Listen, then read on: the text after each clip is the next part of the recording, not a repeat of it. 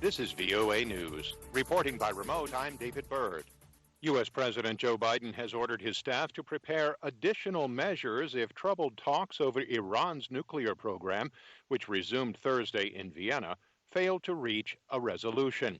White House Press Secretary Jen Psaki told reporters the president had asked his staff to be ready to take other measures should the talks fail. If diplomacy cannot get on track soon, and if Iran's nuclear program continues to accelerate, then we will have no choice but to take additional measures to further restrict Iran's revenue-producing sectors.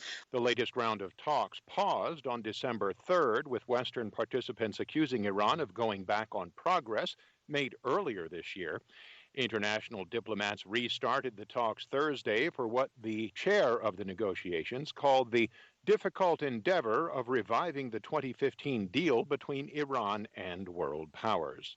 Eligibility for COVID-19 vaccine boosters in the United States is widening. AP's Ben Thomas reports.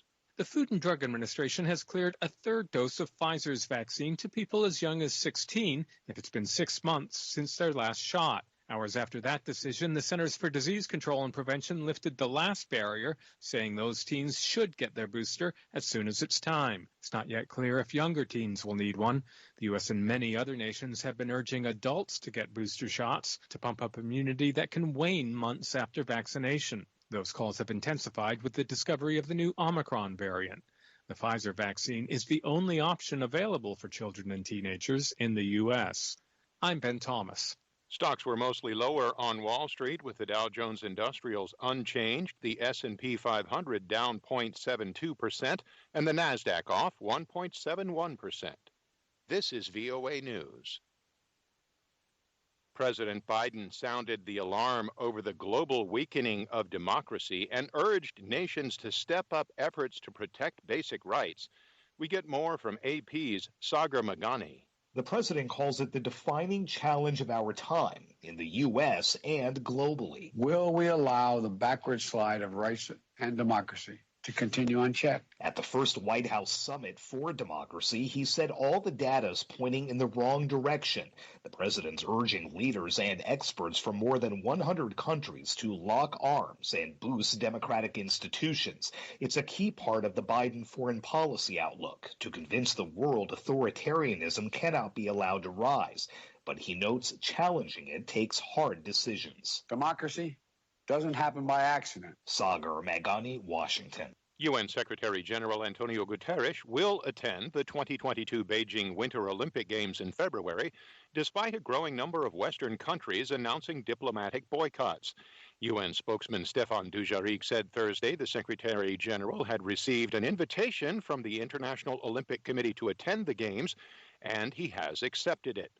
At the State Department, spokesman Ned Price said every organization must decide for itself what to do. My only comment is that each country, each organization will have to reach its own sovereign decision about participation and the level of participation or lack of participation in the upcoming Olympic Games. Citing China's human rights abuses, the United States, Britain, Canada, Australia, New Zealand, and Lithuania have said they will not be sending diplomatic delegations to the Games.